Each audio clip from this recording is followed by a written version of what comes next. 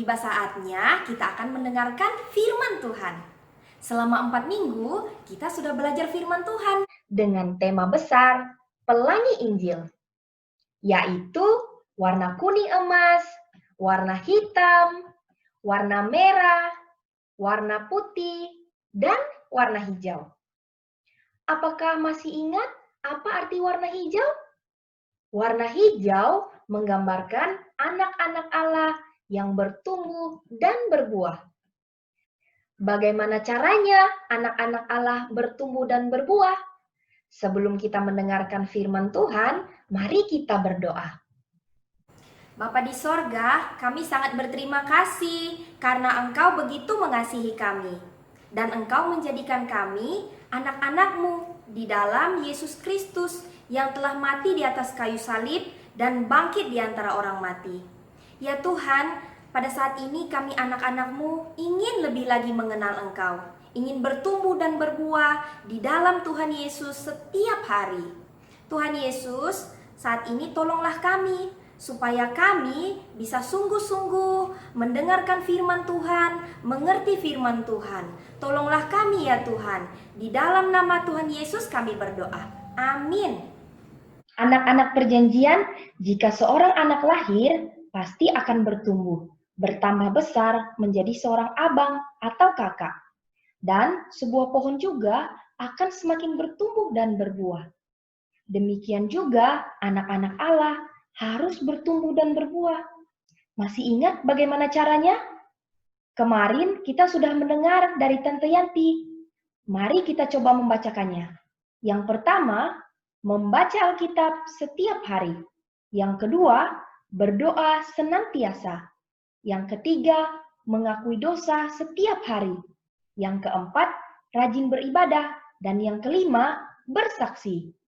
Di antara 5 cara ini, kita akan belajar bersama tentang membaca Alkitab setiap hari. Apakah kamu tahu mengapa kita harus membaca Alkitab setiap hari? Mari kita membuka firman Tuhan di dalam Injil Yohanes pasal 15 ayat 5. Akulah pokok anggur dan kamulah ranting-rantingnya. Barang siapa tinggal di dalam aku dan aku di dalam dia, ia berbuah banyak. Sebab di luar aku, kamu tidak dapat berbuat apa-apa. Di dalam firman Tuhan ini katakan, akulah pokok anggur. Aku ini siapa? Yesus sebagai pokok anggur. Lalu, kamu adalah ranting-rantingnya. Kamu ini siapa? Kamu adalah setiap orang percaya kepada Yesus, termasuk kamu dan saya. Tuhan Yesus katakan, jikalau kamu dan saya mau berbuah banyak, harus tinggal di dalam Dia. Karena ranting tidak mungkin bisa berbuah dalam keadaan terputus daripada pokok anggur. Demikian juga, kita bagaikan ranting, tidak bisa berbuat apa-apa tanpa melekat pada pokok anggur, yaitu Tuhan Yesus. Kalau begitu, apa artinya kita tinggal di dalam Yesus? Yohanes pasal 1 ayat 14 memberitahukan Yesus adalah firman Allah yang menjadi manusia. Jadi, arti kata tinggal di dalam Yesus adalah hidup di dalam firman Tuhan. Karena Allah menghendaki kamu dan saya mengenal Allah dan mengenal Yesus melalui firman-Nya. Allah memberikan kepada kita Alkitab. Alkitab adalah firman Allah, perkataan Allah. Seluruh isi Alkitab menceritakan tentang siapakah Allah, apa yang dilakukan Allah, apa yang dikehendaki Allah, dan apa yang direncanakan Allah dalam berbagai bentuk penulisan seperti cerita hukum Taurat, cerita sejarah Israel, puisi, nubuat para nabi, kisah tentang Yesus, kisah tentang murid-murid Yesus, surat-surat nasihat untuk jemaat, dan nubuatan akhir zaman. Semuanya ini tercatat dalam Perjanjian Lama dan Perjanjian Baru. Kamu tahu berapa jumlah kitab di dalam buku Alkitab? Coba lihat, tahukah kamu apa arti angka-angka ini? Ada 39, 27, dan 66. Ya, 39 adalah jumlah kitab dalam Perjanjian Lama dan 27 adalah jumlah kitab dalam Perjanjian Baru. Sehingga seluruh Alkitab berjumlah 66 kitab. Allah sangat rindu supaya semua orang yang percaya kepadanya dan hidup dalam kebenaran Allah. Oleh karena itu, Allah memilih orang-orang seperti Musa, Daud, Salomo, para nabi, dan para murid Yesus untuk menulis Alkitab. Allah memberikan kepada mereka pengertian melalui pertolongan Roh Kudus. Pada saat kita membaca Alkitab, kita akan semakin mengenal Allah lebih dalam lagi dan semakin mencintai Allah. Dapat mengerti apa yang disukainya, apa yang tidak disukainya. Allah rindu setiap orang hidup dalam kebenaran daripada Allah.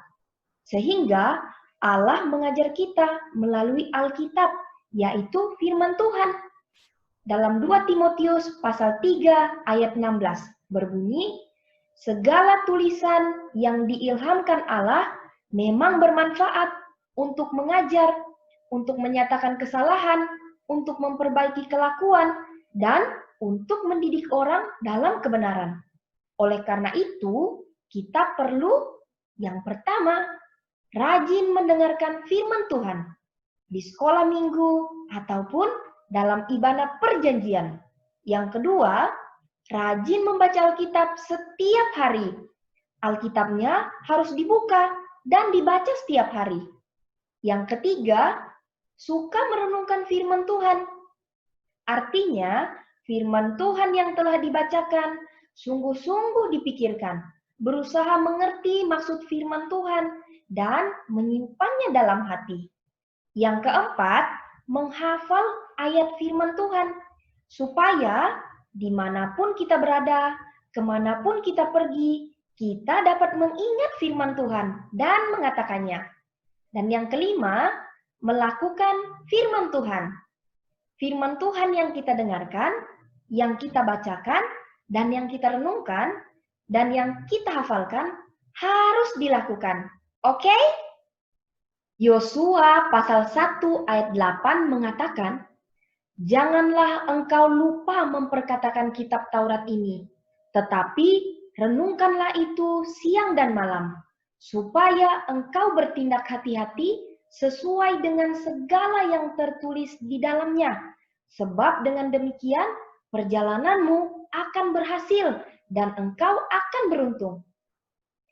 Ini artinya Allah berkehendak setiap anak-anak Allah harus mengingat dan melakukan firman Tuhan dimanapun kamu berada, baik di rumah, di sekolah, di jalan, di mana saja, dan saat bermain, dan saat istirahat harus selalu mengingat firman Tuhan.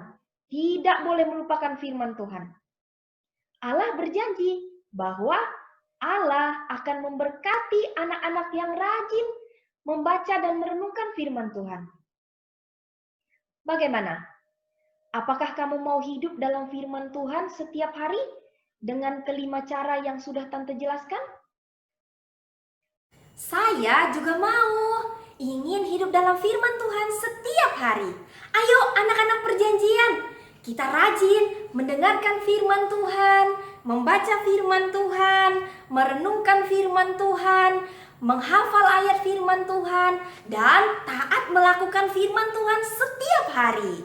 Anak-anak perjanjian, supaya kita terus mengingat firman Tuhan ini, mari kita membaca ayat hafalan yang terambil dari Injil Yohanes pasal 15 ayat 4a.